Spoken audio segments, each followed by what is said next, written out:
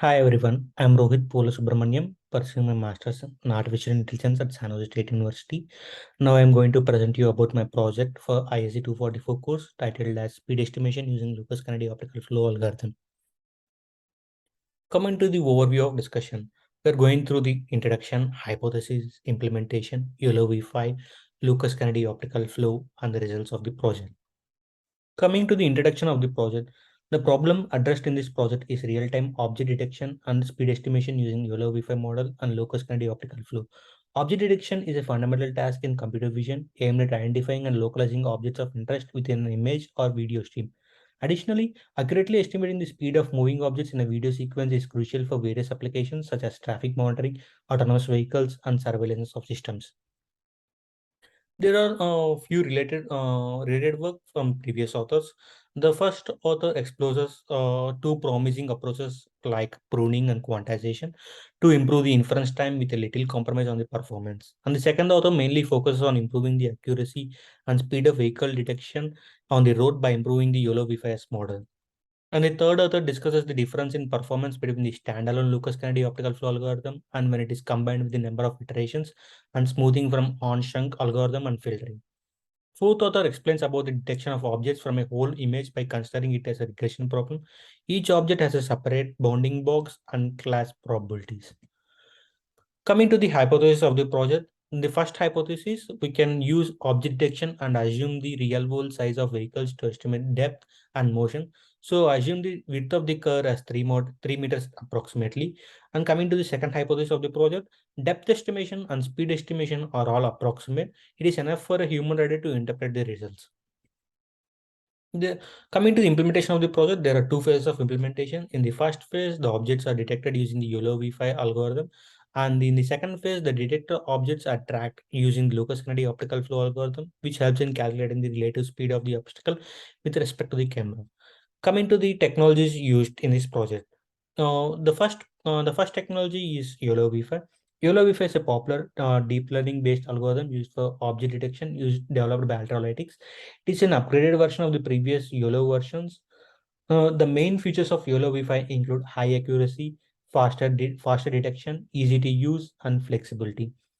The YOLO Wi-Fi algorithm uses a conventional neural network to perform object detection. The CNN is a trained on large datasets of labeled images, allowing it to learn to detect objects based on the visual feature. The network is trained using a technique called backpropagation, which adjusts the weights and biases of the network to minimize the difference between the predicted output and the ground truth labels. So I'm wondering why YOLO Wi-Fi is better compared to the previous versions. YOLO Wi-Fi is considered an improvement over previous versions of YOLO object detection algorithm for several reasons, like improved accuracy, faster inference, increased flexibility, lightweight model sizes, improved training. So also I got to know that I got a doubt that does YOLO Wi-Fi is feasible to use in dark. Um, yes, YOLO Wi-Fi is able to detect objects in dark conditions depending on the quality of the input image and lighting conditions. YOLO Wi-Fi is not specifically designed for dark environment, but it can work in low light conditions. If the input image is too dark, YOLO Wi-Fi may not be able to detect objects accurately because the algorithm relies on visual features that may not be visible in a purely lit image. In such cases, it may be necessary to use additional techniques such as image enhancement or night vision to improve the quality of the input image. It is also important to note that YOLO Wi-Fi may perform differently in different lighting conditions. The algorithm may need to be retrained on data collected in dark environments to improve its performance.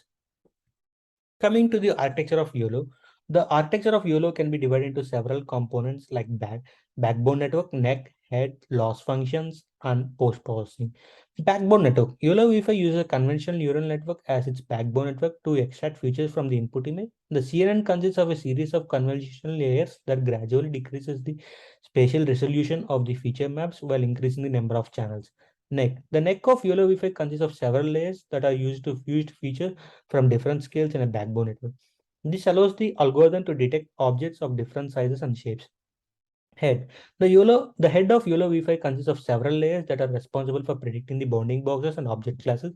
The head takes the fused features from the neck as input and output as a set of bounding boxes and object class probabilities for each object detected in the image. Loss function. YOLO Wi-Fi uses a custom loss function called the YOLO Wi-Fi loss to train the network. The YOLO Wi-Fi loss function consists of three components: localization loss, confidence loss, and class loss. The localization loss penalizes the difference between the predicted and the ground truth bounding box coordinates. The confidence loss penalizes the difference between the predicted and ground truth object next scores, and the class loss penalizes the difference between the predicted and ground truth probabilities. Post-processing. After the predicts the bounding boxes and object class probability, the algorithm uses a post-processing step to filter out low confidence detections and perform non-maximum suppression to remove redundant detections. This is the output for the video on which YOLO Wi-Fi algorithm is implemented. Coming to the second technology used in this project, Lucas Kanade optical flow. Lucas Kanade optical flow can be used to estimate the depth from a sequence of images. This process is often referred to as optical flow based stereo or visual odometry. To estimate the depth, the algorithm tracks the motion of distinct features between the two images in the stereo pair. The disparity between the two corresponding points in the two images can be used to calculate the depth of the point. By repeating this process for multiple points in the image, a depth map can be generated. To use Lucas County optical flow for depth estimation, you would need a stereo pair of images taken from different perspectives. These images can be obtained using a stereo camera or by capturing two images with a single camera while moving it slightly to one side. Once you have the stereo pair of images, you can perform the following steps. Compute the Lucas County optical flow between the two images to identify the motion of distinct feature. For each feature, compute the disparity between the two corresponding points in the two images. The disparity is the difference between pixel coordinates between the corresponding points in the left and right images. Use the disparity values to compute the depth of each feature using the stereo geometry. So why I have chosen the Lucas Kennedy optical flow algorithm? Because of its brightness constancy constraint. Brightness constancy constraint is a fundamental assumption used in many computer vision algorithms, including the Lucas Kennedy optical flow algorithm. The brightness constancy constraint states that the brightness of a pixel in an image remains constant over time, assuming that pixel is a part of stationary object or surface.